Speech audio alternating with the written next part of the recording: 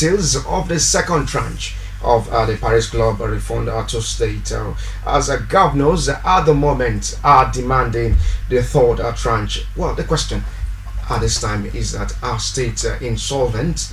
Well, this is one of the big questions we'll be asking vis-a-vis the anti-corruption law of this present administration. What are the state governors using this huge amount of money for this time? And they are demanding the third tranche of the Paris Club reform. Let's start with Abia State.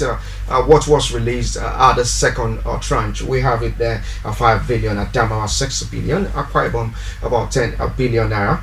Anambra 6 billion, Bauchi 6 billion, Bayelsa 10 billion, Benue State received 6 billion, Borno 7 billion, Cross River 6 billion, Delta 10 billion, Ebonyi 4 billion, Edo 6 billion, Ekiti 4 billion there, Enugu 5 billion, Gombe 4 billion, Imo 7 billion, Jigawa 7 billion, Kaduna received 7 billion naira, Kano 10 billion, Katsina 8 billion, Kebbi 5 billion naira, Kogi 6 billion, and also Kwara 5 billion, Lagos 8 billion naira. Talking about Nasarawa at the moment, 4 billion, Niger 7 billion naira, Ogun 5 billion, Ondo 7 billion naira of the second tranche of the Paris Club refund to states. The big question here is, are these states insolvent? Talking about the implementation of the second and even the first tranche of the Paris Club reform. What do you make of this? Let me start with you, Biodun. Show me. Yeah, there are two ways to view it. There are two issues involved. One is the Paris Club reform, which is not a favor from federal government. The states are totally entitled to that money, and because they were products of over deductions, the states were short paid, and therefore it's their entitlement to collect that money to pay salaries and execute capital projects. The other side is financial support, financial relief support, which the states are asking from federal government, which is the bailout. The bailout is different from the Paris Club. Yeah. So, but on the bailout, the federal government has also set up certain conditions which must be fulfilled. In the past, this was done. Many of the states, did not fulfill it. An attempt, to lump those conditions with the Paris Club, created more problems. Part of the problems the states are facing is when the money was paid into the accounts of different states, some of them already have huge debts or been owed to banks. So the banks just simply took the money, took huge chunks of it. In another instance, some of the governors, actually did not use the whole money for the purpose.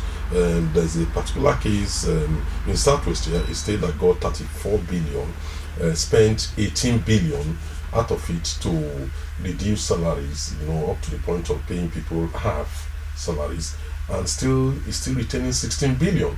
Now, talking about implementation, this time, many money has been released to the state governors from the bailout and the second tranche.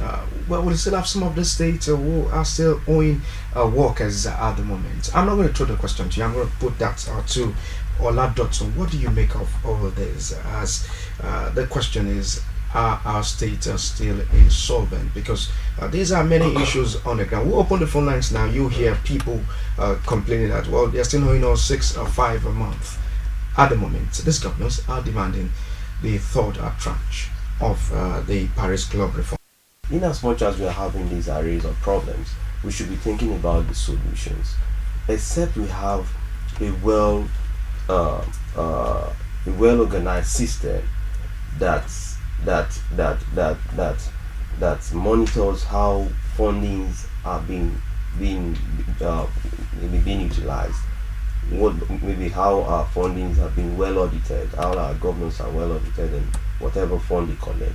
So until we begin to manage to see through that what these people, because most unfortunately, if these monies are even the trenches they are now requesting with the third tranche, how much were they able to utilize first the and first and the second one. You talk more No. on this particular issue, but let's quickly open the phone lines at the moment to get the pulse of Nigerians on what we're looking at the moment. We talked earlier on the security situation. At the moment, we're talking about the anti-corruption drive of this administration, vis-a-vis as governors at the moment are demanding the third tranche of the Paris Club reform. There are many other issues on corruption in the country. Let's keep our course very clean. Do not make any inciting comments. Make your comment as plain as possible so that we can have smooth communication with ourselves on the program. Hello, good morning, Mr. Emmanuel. Good morning. Yeah, my name is Innocent. I'm calling from Lagos here. Okay, go on with your comments. Yes, please, I have two contributions to make in the discussion. One is that, Mr. Emmanuel, for goodness sake, if I give you money for a project, to execute a project, is it not my responsibility to know how far you have gone in the project, to know how much you have spent out of the money given you to execute that project? I think it's my responsibility. Then if I fail in that responsibility, because if I am monitoring what you're doing, I should come to a time when you need more money to execute the project.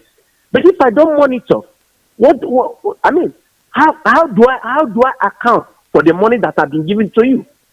Now let me cite an example for what we are discussing. In Abia State, for instance, in Abia State, Aba, as a matter of fact, was a commercial hub of Africa. But if you cannot go to Aba, the market there, because of bad roads,